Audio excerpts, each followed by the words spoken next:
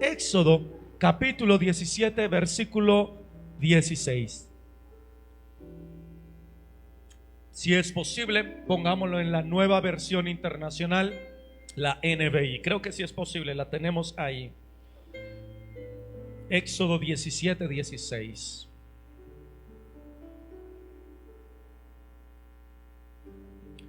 Dice la palabra, exclamó: echa mano al estandarte del Señor. La guerra del Señor contra Amalek será de generación, ¿en qué? En generación. Nuevamente, exclamó, diga conmigo, echa mano del estandarte del Señor. ¿Sabe lo que significa un estandarte? Es un símbolo de identidad. Normalmente los ejércitos los usaban en banderas. El estandarte también aparece fijado en escudos, en murallas, en pendones. Y Dios dice, echa mano del estandarte del Señor. Es decir, toma identidad en el Señor. La pregunta que yo quiero hacerte ahora, con respecto a lo que dice la Escritura, la guerra del Señor contra Amalek será de generación en generación. ¿Sabe usted quién es Amalek? Amalek es un personaje bíblico. Muy bien, excelente respuesta. Pero en realidad, ¿conoce usted a Amalek? Creería, y no con ánimo de pronto que se sienta mal, creería que la mayoría de nosotros no tenemos ni idea quién es Amalek, ¿cierto? Así que hoy, para poder entender qué tiene que ver el título del mensaje con esta palabra que Dios nos ha dado, voy a contextualizarle a través de la Escritura quién es Amalek. Amalek fue un descendiente de Esaú. ¿Sabe usted quién fue Esaú? A ese sí lo conocemos más. Esaú fue el que renunció a la primogenitura por un plato de lentejas, ¿cierto? El hermano de Jacob, que posteriormente se llamó Israel o Yisrael. Entonces, Amalek era un descendiente de Esaú. Partiendo de ese hecho, sabemos que es de los que descienden, o del descendiente de los que renunciaron a la promesa de Dios, a la primogenitura. Eran hijos de la promesa, pero renunciaron a la promesa. ¿Bien? Entonces, Amalek era descendiente de Esaú, nieto, para ser exactos, bisnieto de Isaac. Esaú, bisnieto de Isaac. ¿Listo? Según la Biblia, en el libro del Éxodo, Amalek fue el líder o el patriarca de un pueblo llamado amalecitas. Y este fue el primer pueblo que atacó al pueblo de Israel cuando salió de Egipto a cruzar por el desierto. Los primeros que atacaron a los israelitas en el camino de Egipto a la tierra prometida fueron los amalecitas. Descendientes de Amalek, descendiente de Esaú. Ahora, posteriormente, los descendientes de Amalek continuaron hostigando al pueblo de Dios. Y se menciona que incluso el rey Saúl peleó contra ellos. Imagínense esto. Es un pueblo que viene de despreciar la promesa del Señor. Y no contentos con esto, ahora atacan a los que obtienen la promesa del Señor. Y no es solamente en esa ocasión, sino que pasaron los 40 años del desierto, pasaron los años de los jueces e iniciaron el año de los reyes, y aún los amalecitas seguían atacando al pueblo de Israel.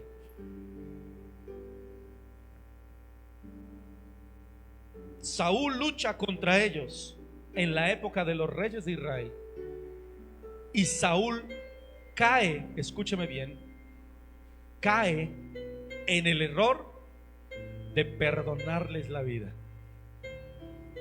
La orden de Dios era: acaba con los amalecitas. Pero Saúl, por congraciarse con las personas, les perdona la vida. Le perdona la vida, escúcheme bien, según este versículo, a alguien que no estaba en guerra contra el pueblo solamente, sino directamente ¿contra quién? Contra Dios. O sea, la cosa con Amalek no es que tenía una guerra contra el pueblo de Israel, es que Amalek ya tenía una guerra directamente contra Dios. Y Saúl les perdona la vida. ¿Se da cuenta de lo que está ocurriendo aquí? Dios le da la orden a Saúl de que elimine a los amalecitas. Y Saúl, con un corazón mucho más misericordioso que el de Dios, les perdona la vida. Mire el error tan tremendo. Ahora, los israelitas salen de Egipto, son atacados por los amalecitas y el pueblo de Amalek prevalece.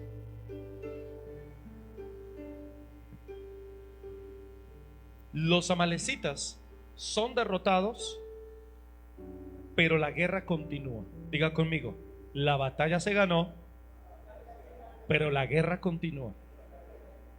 Si quiere anotarlo, es una frase que vamos a tener en cuenta muy seguido. Siglos después, aparentemente ya habían los amalecitas desaparecido, pero siglos después surge un nuevo rey llamado Agag. Diga conmigo: Agag. Agag, en la historia del mundo, fue un hombre muy malo, pero era malo con ganas.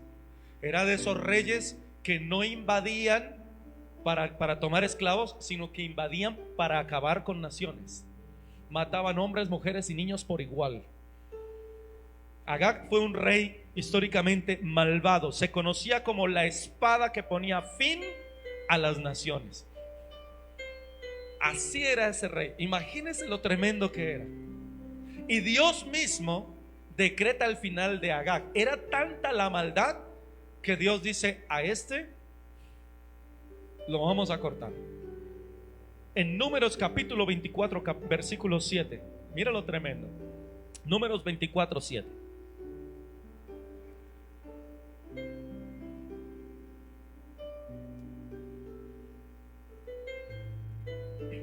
Números 24, 7. De sus manos destilarán aguas, y su descendencia será en muchas aguas. ¿Sí está aquí? Bien. Voy a aclararles algo. Recordemos que en la palabra de Dios hay muchos simbolismos. Y en este caso, las aguas, cuando dice aguas, está hablando de multitud de personas. ¿Qué simboliza el agua en la palabra de Dios? La vida. En este caso, las aguas habla de multitudes de personas. Listo. Entonces, de sus manos destilarán aguas, y su descendencia será en muchas aguas. ¿Tiene sentido? Muchas personas. Enalteceré su rey más que a quién? Agag, y su reino será engrandecido. Está hablando de nadie más y nadie menos que el pueblo de Israel. Y entonces, cuando llega el momento, el juicio que venía sobre Agag, que está profetizado en este libro, se dan cuenta, en el libro de Números, que es cuando se está haciendo los censos al pueblo de Israel, muchos años antes de los reyes, ya Dios había hablado de Agag. Entonces, viene el profeta Samuel y acaba con Agag. Agag también era amalecita. ¿Recuerdan? Entonces, la batalla se ganó, pero la guerra continuó. Ahora bien, Agag era un descendiente de Amalek. Cabe aclarar que la palabra Agag no es un nombre. ¿Listo? Es un título. Agag no es un nombre, es un título. Es el título que se le daba al rey de los amalecitas. Como nosotros decir presidente. Presidente no es el nombre, es el título que se le da a la persona que gobierna nuestro país. Entonces, para que quede claro, cuando usted lea la palabra, entonces si encuentre la palabra Agag, está hablando desde el rey de los amalecitas. Y mucho más adelante entonces, en el primer libro de Samuel, capítulo 15, versículos 32 y 33, encontramos lo siguiente. Primer libro, es tremenda esta historia, ¿cierto? Mire desde dónde vienen y ya dónde vamos. Viene de los descendientes de Esaú, que se forma una tribu llamada Amalecitas, que es descendientes de Amalek, y vamos ya en el libro de Samuel, el primer profeta y el último juez de Israel. Primer libro de Samuel, capítulo 15, versículos 32 y 33 dice: entonces Samuel ordenó, voy a leer la NBI, Nueva Versión Internacional. Entonces Samuel ordenó: tráiganme a Agag, el rey de Amalek. Cuando éste se presentó ante Samuel, Agag decía: seguramente ya pasó la amargura de la muerte, es decir, seguramente ya se les quitó lo que yo les hice, ya se les olvidó. Agag fue tan malo que cuando llegó el momento del juicio, Samuel, ¿quién era Samuel? El profeta, el primer profeta, eso es importante, el primer profeta y el último juez. El juicio no lo hizo Dios a través del rey, porque el rey tenía la mala costumbre de perdonarle la vida a los enemigos. Entonces Dios tuvo que llamar al primer profeta y último juez para traer juicio sobre Amalek. En este caso el rey. Y Agag decía: ay, seguramente ya pasó la amargura de la muerte. Pero Samuel respondió: así como tu espada dejó a muchas madres sin hijos, tu madre será la más desconsolada entre todas las mujeres. Y Samuel ejecutó allí mismo en Gilgal a Agag ante el Señor.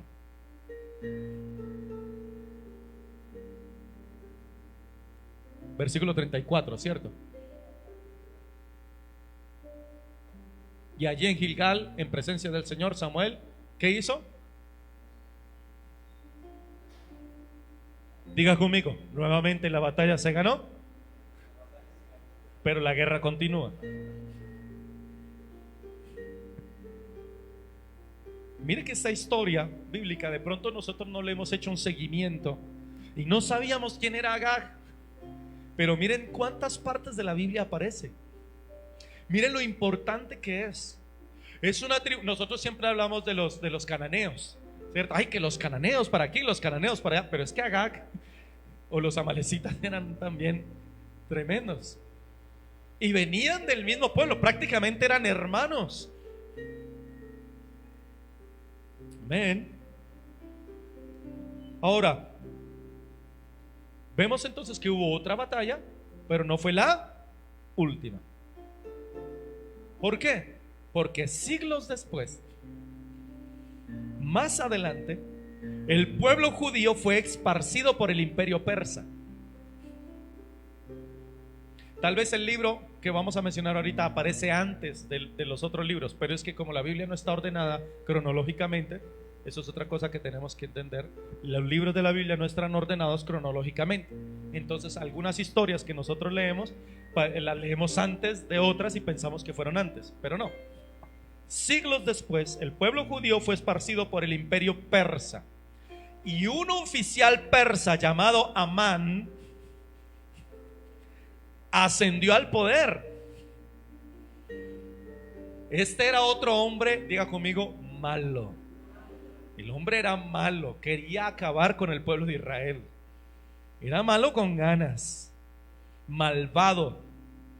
Amán maquinó una trampa para destruir al pueblo de Israel, los que nosotros conocemos como judíos, y exterminarlos en todo el imperio. O sea, ¿quién puede pensar en acabar con toda una nación?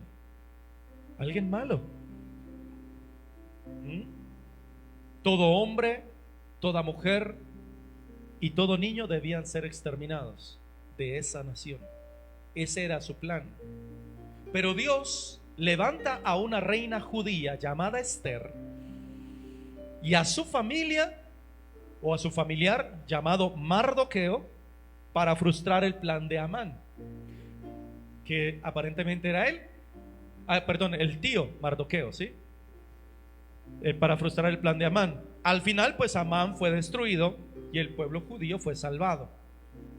El misterio de esto es que en el libro de Esther, Amán, y mire cómo se llamaba, Agageo.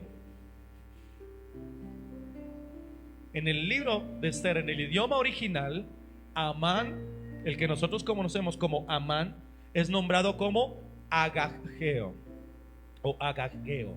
Se lo voy a pronunciar: A, G de gato, A nuevamente, G de gato, y hasta aquí tenemos un nombre mencionado antes, ¿verdad?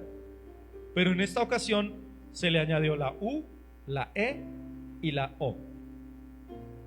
Agag, U-E-O, Agageo. Entonces, en la tradición judía, Amán es considerado como descendiente directo de Amalek.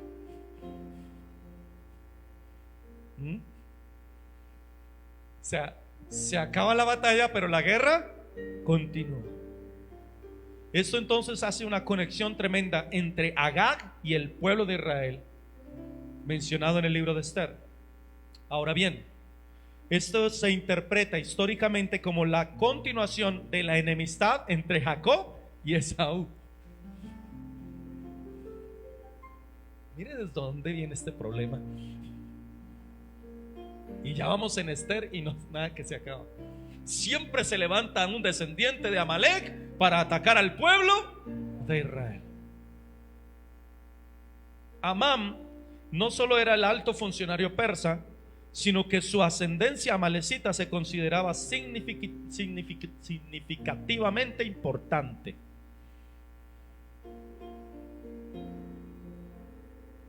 Solo le estoy poniendo en contexto histórico para que sepamos lo que Dios nos quiere decir hoy. No he terminado la introducción.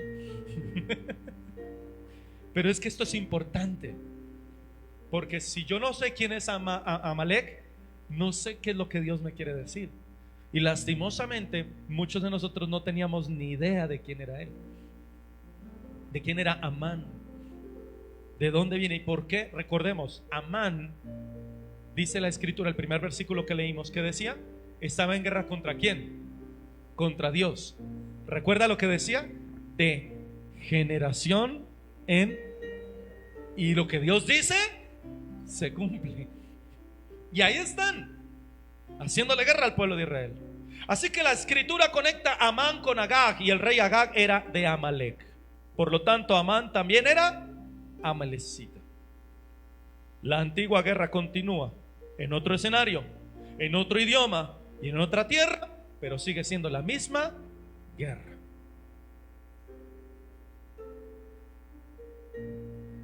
Nuevamente es Amalek, descendiente de Amán, levantando su espada contra Dios y contra su pueblo.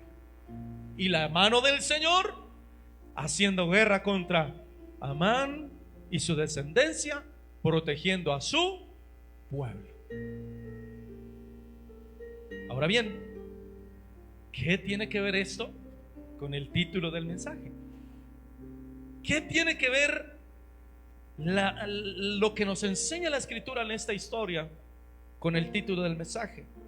Lo primero es que Amalek es nieto de Esaú, es decir, que viene de los que menospreciaron la herencia de Dios, los que, diga conmigo, perdieron la primogenitura. Esto es clave para entender el mensaje, porque en ocasiones nosotros no nos damos cuenta que hay algo que nos hace perder la primogenitura. Hay algo que nos hace vender la salvación, la santidad, el amor y el sacrificio de Jesús por un miserable plato de lentejas, por las migajas que el mundo ofrece, por el vicio, por el alcohol, por la pornografía, por las malas palabras, por las mentiras. Y eso, diga conmigo, sale de nosotros mismos. Así como Esaú salió de la ascendencia de la promesa, así esas cosas salen de nosotros. Eso es una de las cosas. Lo segundo es lo que representan las dos partes de la historia para nuestras vidas, lo que simboliza. Amalek representa a las tinieblas y a la oscuridad. Vea conmigo, Amalek representa a las tinieblas y a la oscuridad. Y así como Amalek representa las tinieblas y la oscuridad, el pueblo de Dios representa la luz. Nuevamente, Amalek representa las tinieblas y la oscuridad, y así como Amalek representa las tinieblas y la oscuridad, el pueblo de Israel representa ¿a quién? La luz. Entonces, entendiendo cómo funcionó la historia desde el inicio, de cómo fue que inició Amalek saliendo del mismo pueblo de la promesa, así también viene a separarse del pueblo de la promesa la bendición. Amalek se separa de la promesa, se separa de la bendición. El pueblo de Israel continúa en la promesa, continúa en la bendición, e inicia una batalla de generación en generación. Así como Amalek se separó de la promesa, de ser el que iba a recibir la promesa, así Satanás se separó de Dios y se convirtió en tinieblas. ¿Se dan cuenta? Vaya que toda la escritura es útil, ¿verdad? Ahora, ¿de qué me sirve saber esto a mí? Pues es fundamental para entender la veracidad de la palabra. La palabra de Dios es veraz, y esta parte de la historia nos enseña que la oscuridad siempre hará guerra contra la luz. Siempre. Debes entender que en algún momento algo de oscuridad se levantará dentro de ti para hacerle guerra a la luz que hay en ti.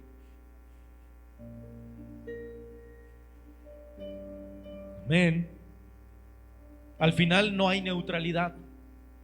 Al final no hay empate. Al final no debe haber empate. Al final uno de los dos va a prevalecer.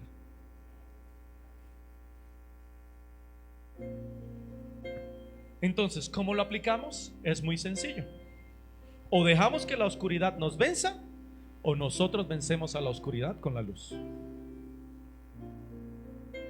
Note cómo el Señor, a pesar de que le dio la orden al pueblo de que acabara con los amalecitas, el pueblo insistía en perdonarles la vida. Así como Dios nos dice a nosotros que acabemos con ciertas costumbres, nosotros seguimos perdonándoles la vida. Seguimos permitiéndonos, seguimos dando lugar. Esto no es nuevo para nosotros. Esa guerra viene desde hace generaciones y continúa en nuestras generaciones. Recuerde, lo del Antiguo Testamento no desapareció, únicamente se transformó. No hay un terreno neutral, iglesia. O la oscuridad destruirá la luz, o la luz destruirá la oscuridad. Y yo te pregunto en este momento, si ya entiendes que Amalek todavía continúa haciéndote guerra a ti, hijo de Dios, pueblo de Dios, ¿vas a seguir permitiendo que esa oscuridad venza la luz que hay en ti? ¿Vas a seguir permitiendo que esos pensamientos señoreen sobre los pensamientos de la palabra? ¿Vas a seguir teniendo una doble vida? Porque aquí en la iglesia todos somos santos, pero si Dios nos está hablando de esto es por algo.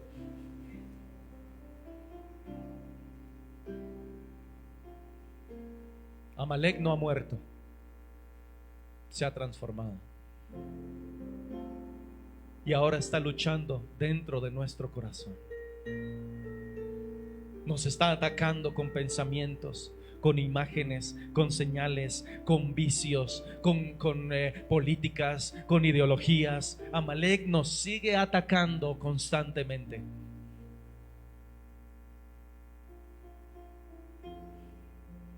La pregunta es, ¿vamos a ser como Saúl, que le permitió habitar dentro del pueblo? No solamente tomó todo el botín de la guerra, sino que le perdona la vida y le dice, habita entre nosotros, sin vergüenza. ¿Qué hizo el Señor? Mandó a Samuel y le dijo: no, Señor, termina el trabajo. ¿Por qué tuvo que mandar a Samuel? Porque solo alguien que habita en la santidad puede derrotar la oscuridad.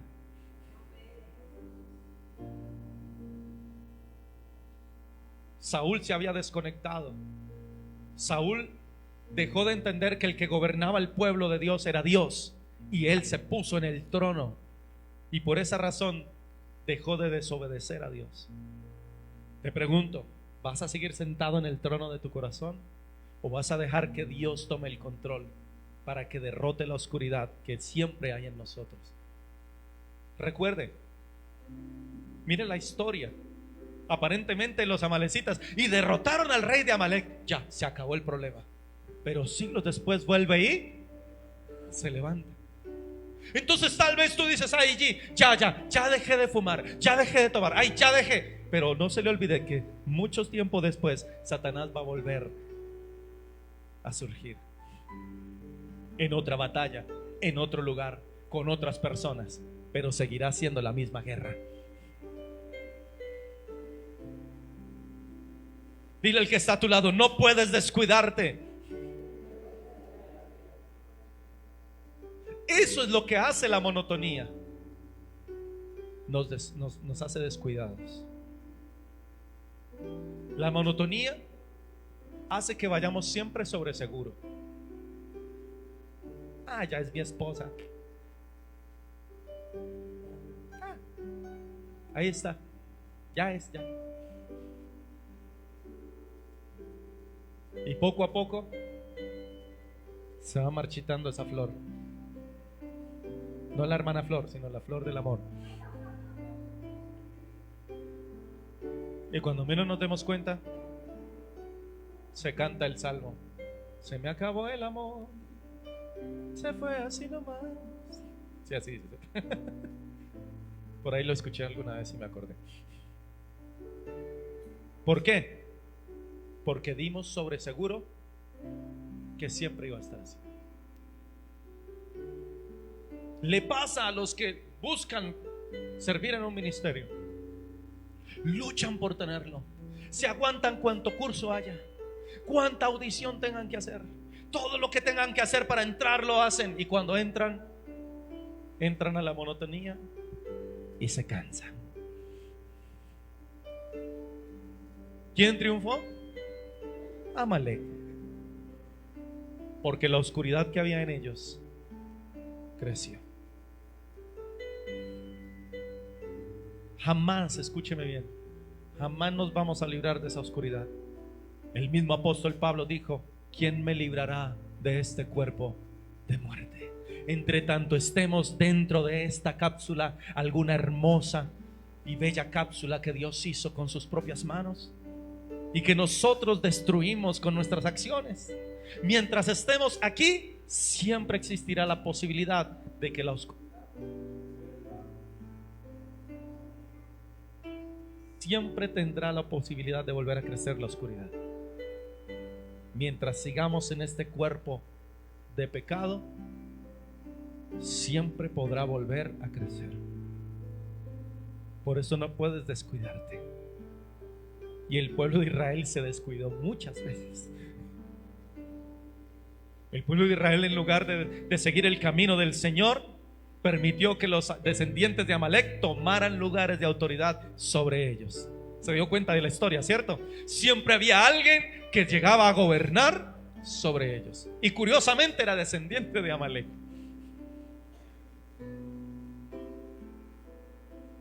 No puedes descuidar tu vida espiritual. No puedes descuidar lo que Dios está haciendo.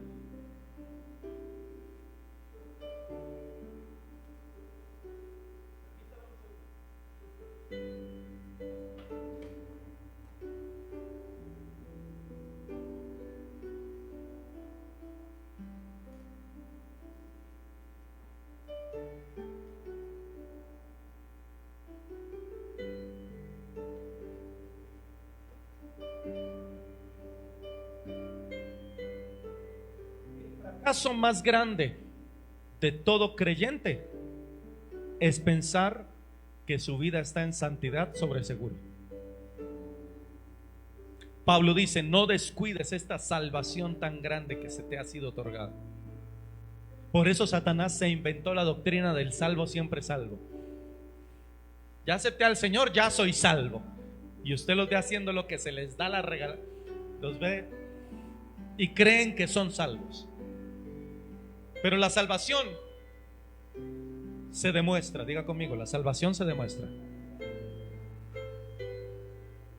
Usted acepta al Señor como Salvador y comienza un proceso de cambio. A esto se le llama dar fruto. Pero si usted va a la iglesia y sigue siendo el mismo mentiroso de siempre, olvídese. Sigue siendo el mismo de siempre, olvídese. Si a usted alguien le dice: ¿a usted por qué va para allá a la iglesia si es que cuando viene acá sigue siendo la misma porquería? Entonces ya sabe en realidad en dónde es que está. Ya lo sabe. De nada le sirve venir a aparentar a la iglesia, porque Dios no evalúa su vida en la iglesia. Dios evalúa su testimonio fuera de la iglesia. Eso es lo que Dios ve. Quiere decir entonces que Amalek está gobernando tu corazón, que la oscuridad está dominando áreas de tu vida. Amalek, ¿qué era lo que quería hacer? Y toda su descendencia, varias veces lo vimos. ¿Qué era lo que él quería hacer? Siempre que tuvo la oportunidad de aparecer, ¿qué quería hacer? Destruir a toda la nación de Israel. ¿Qué cree usted que quiere hacer el Amalek en su vida? Destruirlo. Destruir su vida espiritual, destruir sus tiempos de oración, destruir sus tiempos de adoración. Satanás vino a robar. Ahora sabe quién es Amalek. Ahora puede entender que todo lo que él hace, lo hace o lo ha venido haciendo desde hace muchos años. Hay muchas cosas que Amalek ha sembrado en tu corazón que de pronto no te has dado cuenta. Cosas como un maltrato cuando eras niño, un abandono, un abuso, cosa como una palabra o la burla de tus compañeros. Amalek ha venido sembrando pequeñas semillas en tu corazón para que con el tiempo empiecen a crecer y a dar su fruto. Y entonces ves personas adultas amargadas, incapaces de producir, de ser fructíferas. Personas adultas con traumas que cuando llega el momento de dar el paso no pueden. ¿Por qué? Porque alguien les dijo desde niños que eran un inútil. Porque Amalek sembró pequeñas cosas en ellos. Amalek es muy astuto. Satanás es muy astuto. Para Satanás es más fácil engañar que enfrentar. Si a ti se te aparece Satanás y te dice: soy el diablo, pídame lo que quiera. Si dice: en el nombre de Jesús te reprendo. ¿Sí o no? Lo dice, ¿cierto? Ah, no, yo trato con el diablo, no, yo voy para el cielo. Por eso no lo hace. Por eso de repente se presenta como alguien familiar, como hizo con Eva. Para Eva era familiar ver serpientes en el huerto. Y empieza a hablar con ella y dice: con que Dios dijo que si comes los frutos de los árboles vas a morir. Y Eva dijo: no, pues si comemos de este. Pero es cierto que se ve rico ese fruto. Y Eva: sí, ¿no? Te digo una cosa, Eva, te aseguro que si comes del fruto no vas a morir, sino que serás igual a Dios. ¿Qué hizo? La engañó. Si Satanás se le hubiera presentado como Satanás a Eva, Eva lo hubiera reconocido. No porque lo conociera, sino porque sabría que nunca lo había visto en el huerto. Usted es un extraño. Pero se le presentó como alguien que familiar, tan hermoso como aquellas canciones que parecen inofensivas, aquellos programas que parecen no hacer daño, aquellos amigos del colegio que pareciera estar de favor de nosotros, aquellos compañeros de trabajo que nos entienden, aquellos que nos hablan al oído y pareciese que estuvieran con nosotros. Ay, usted sí me entiende. Ay, usted sí. amiguis. Y Amalek empieza a contaminar. Cuando menos te des cuenta, tu corazón está más para allá que para acá. Ahora, si tú decides, no, es que yo no tengo muchos amigos, entonces Amalek utilizará otra estrategia, como el exceso de trabajo, el exceso de cansancio, las redes sociales. Diga conmigo, Amalek es muy astuto. ¿Y qué ocurre? Que cuando lo vas a atacar, se presenta como inofensivo. No, no soy yo. Míreme, ¿qué le hice? ¿No la pasa bien conmigo? Cuando tú vas a bloquear algo que sabes que dice, no, pero pues en últimas, ay, si yo lo puedo controlar, hombre. ¿Qué de malo tiene? ¿Qué de malo puedo? ¿Qué tiene esto de malo? Nada. ¿No le pasó a Saúl? Le dio, ay, pobrecito Amalek. Mire, está solo. Ya no tiene nada, ya no es rey de nada. ¿Qué daño nos puede hacer? No, más bien venga, habite entre nosotros. ¿Le pasó a Saúl? Te va a pasar a ti y me va a pasar a mí. Se va a presentar como inocente, como que no puede hacer daño. ¿Esto qué de malo tiene? Y con el tiempo dará su fruto. No empieza así el vicio, un poquito aquí, un poquito acá, y cuando te des cuenta estás sumergido. ¿Y tú crees que lo puedes controlar? Muchos que creyeron que lo podían controlar están en lugares de cartucho.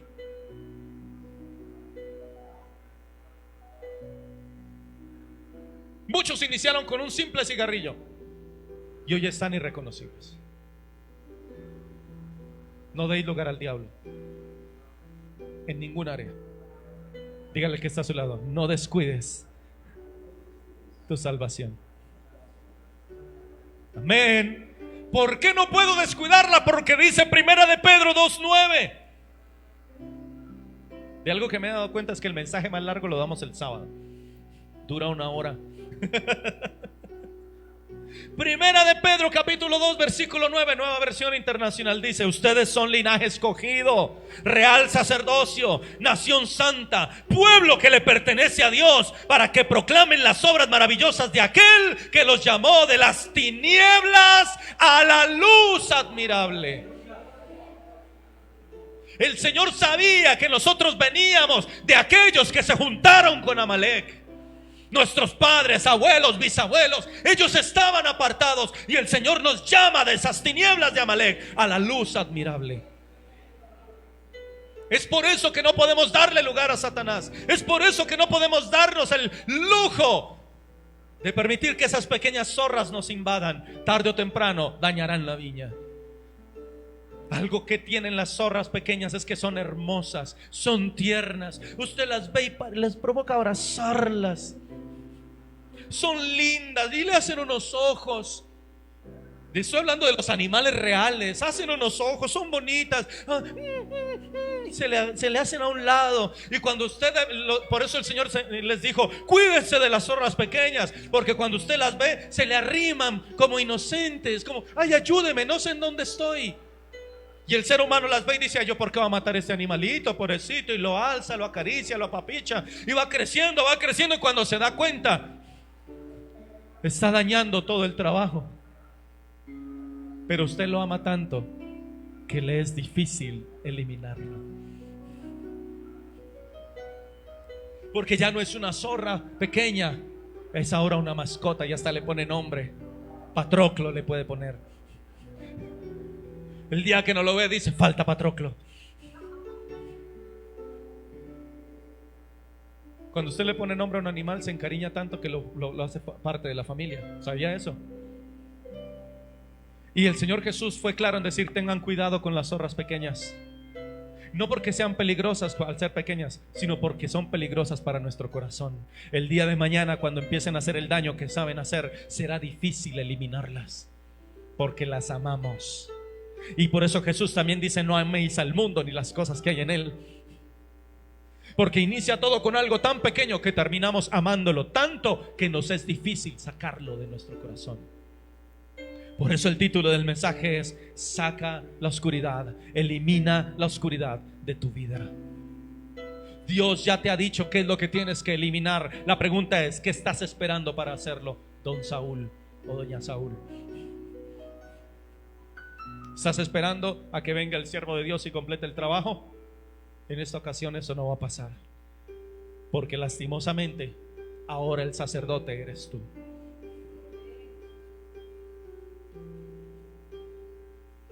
Amén. Con Saúl lo pudo hacer porque Saúl no era sacerdote, solo era rey. Entonces le dijo a Samuel: Samuel, ve y terminas el trabajo.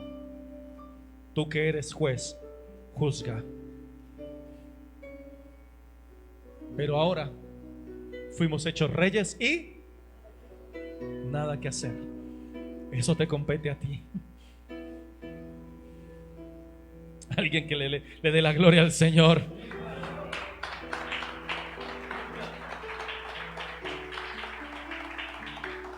Ahora, ¿qué va a suceder al final? Hasta el final va a haber guerra. Hasta el final de tus días va a haber guerra. Al final de tus días va a haber guerra. Al final de mis días va a haber guerra. Siempre va a haber guerra. No puedes descuidarte. Pero tienes que saber una cosa: que aunque siempre estemos en guerra, vamos a lo seguro de que solamente uno va a prevalecer en nosotros, y esa es la luz de Cristo. No puedes pensar: ya me derrotó, ya Satanás acaba conmigo. No, porque la luz de Cristo siempre va a prevalecer. La pregunta es: si me ha quedado tan difícil dejar esto, si me ha quedado tan difícil dejar aquello, si me ha quedado tan difícil morir a esto, ¿por qué es? Si la luz de Cristo va a prevalecer. Precisamente por eso, porque no has entrado a la luz de Cristo. Cuando entres a la cruz de Cristo, ahí sí dime qué te queda difícil.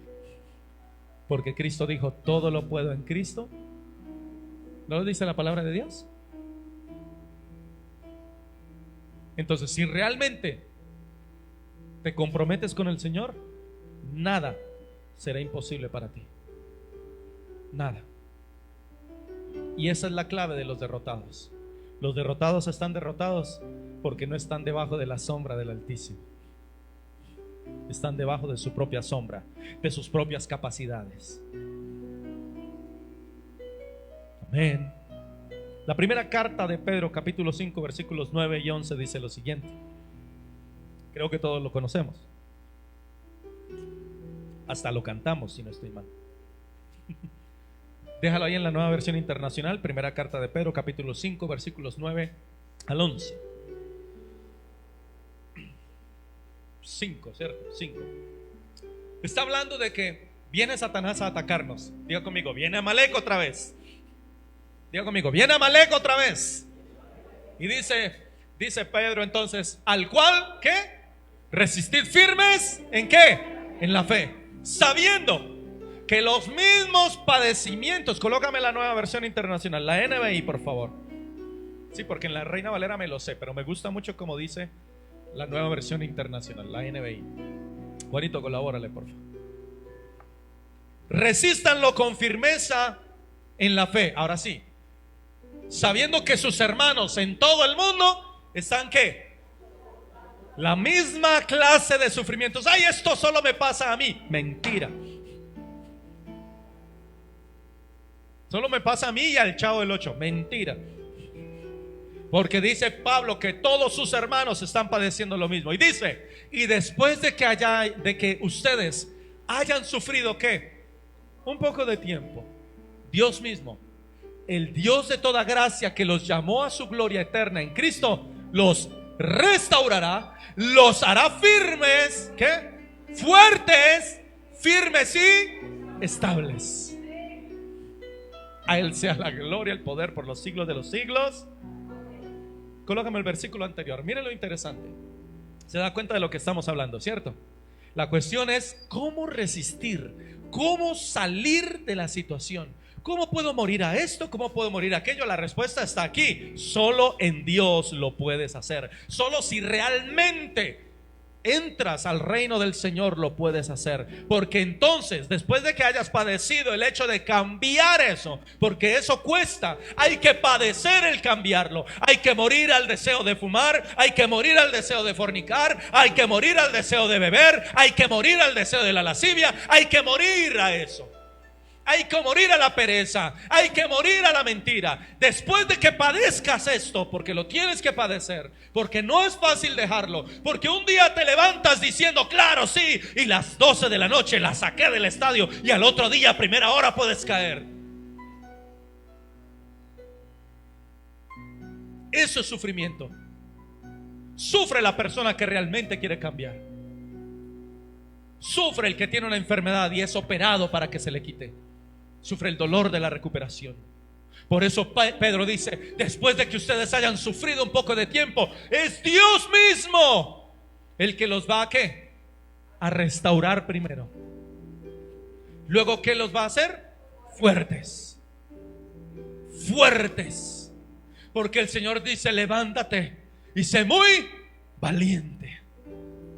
Y luego va a hacer que estén ¿qué? Firmes en su decisión. Entre tanto usted no esté en el Señor, su decisión irá de aquí para allá, de aquí para allá. Y al final ¿qué? Van a ser estables.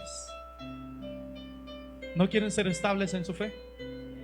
Todos lo queremos, pero necesitamos padecer el proceso del cambio. Lo que pasa con las zorras pequeñas: si sabes que va a hacer daño, sufrirás cuando la mates, porque la amas. Así también vas a tener que acabar con aquello que permitiste que anidara en tu corazón, con esa oscuridad que Amalek metió en ella. Así vas a sufrir, porque mientras que llegue el cambio, entonces algún día tendrás la necesidad de hacer lo que hacías antes, y verás a otros haciéndolo y vas a decir, ay Dios, no, dígame si eso no es sufrimiento.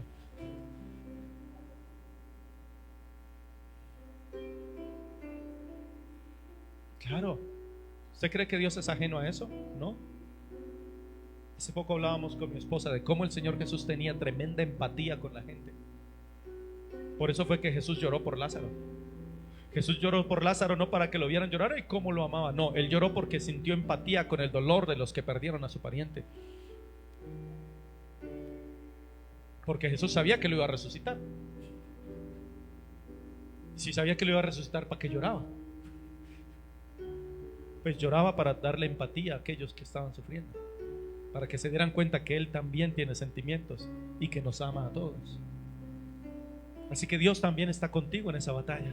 No pienses que estás solo. Él está contigo y Él dice, resístanlo, porque Él es el que los va a fortalecer. Él es el que los va a establecer. Él es. Por los siglos de los siglos sabrán que yo estaré con ustedes hasta el final de los días.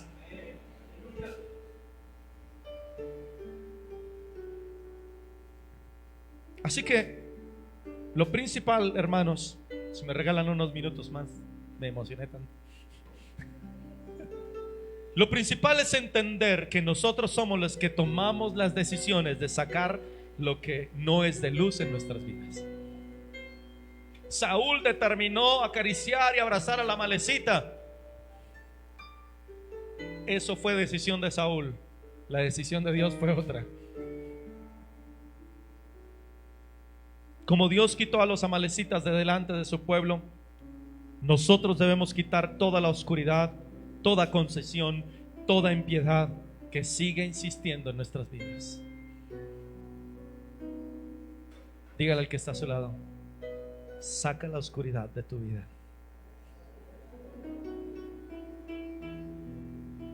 A pesar de lo pequeño que sea o lo inofensivo que parezca ser, hay que arrancarla de nuestra vida. ¿Sabe por qué? Porque en esa lucha no hay terreno neutral. Uno de los dos debe prevalecer. Y si no arranco la oscuridad de mi vida, tarde o temprano ella va a prevalecer, por pequeña que parezca. La espada de Amalek siempre se levantará contra Dios, y la espada de Dios siempre ha estado levantada contra Amalek. Solo tú decides cuál es la espada que prevalecerá en tu corazón. Entonces le recuerdo para terminar, la guerra no se ha terminado y puedes haber ganado algunas batallas, pero recuerda, Amalek siempre va a salir de donde menos te lo imagines y tendrás que volver a pelear. Así que por eso el Señor dice que nos pongamos la armadura de Él. Porque nuestra batalla no es contra carne y sangre, sino contra potestades, huestes de las tinieblas, de maldad en regiones. Cierra tus ojos, por favor. Señor, gracias por tu palabra. Gracias por enseñarnos, Dios, aquellos secretos que para muchos no habían sido revelados. Gracias por mostrarnos las acechanzas de nuestro enemigo y por recordarnos que tú siempre has estado peleando por nosotros. Padre, te pedimos perdón si hemos desobedecido como Saúl, consintiendo la oscuridad y las tinieblas en nuestras vidas, permitiendo que pequeñas cosas nos invadan, pensando que somos capaces de controlarlas, pero tu orden fue que las arrancáramos de nuestra vida. Ayúdanos, porque queremos que la luz de Cristo prevalezca en nosotros. Espíritu Santo, hoy estamos aquí reconociendo, Señor, que hemos pecado, que hemos fallado y que necesitamos que seas tú, mi amado Señor, guiándonos en nuestro camino. La palabra de Dios dice, Señor, que tú eres, Espíritu Santo, quien nos guiará a toda verdad. Y vaya que has expuesto una verdad impresionante en nuestros corazones. Así como la luz aparece y expone cuánta mugre y cuánta imperfección hay, así tu luz ha aparecido hoy, exponiendo lo que nosotros sabemos que tenemos que cortar de nuestras vidas. Gracias, por eso te amamos, porque tú nos amaste primero y estás dispuesto, Señor, a que nosotros cambiemos nuestras vidas para bien y podamos